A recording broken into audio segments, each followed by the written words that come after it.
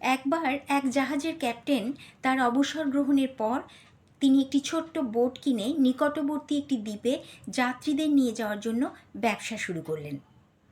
এরপর কিছু যুবক একদিন তার ওই বোটটি ভাড়া নিল। তো বোটটি চালনা করার আগে ক্যাপ্টেন ঈশ্বরের উদ্দেশ্যে প্রার্থনায় বসলেন।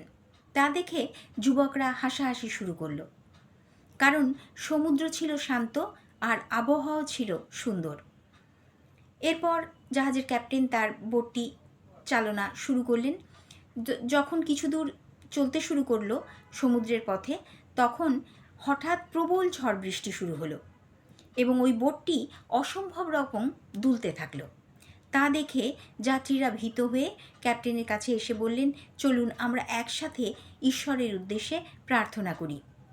তার উত্তরে ক্যাপ্টেন বললেন, আমি বোটটি চালনা করার আগেই ঈশ্বরের কাছে প্রার্থনা করেছি, আর এখন আমার কাজ হলো বোটটি যাতে ডুবে না যায় তার বন্দোবস্ত করা।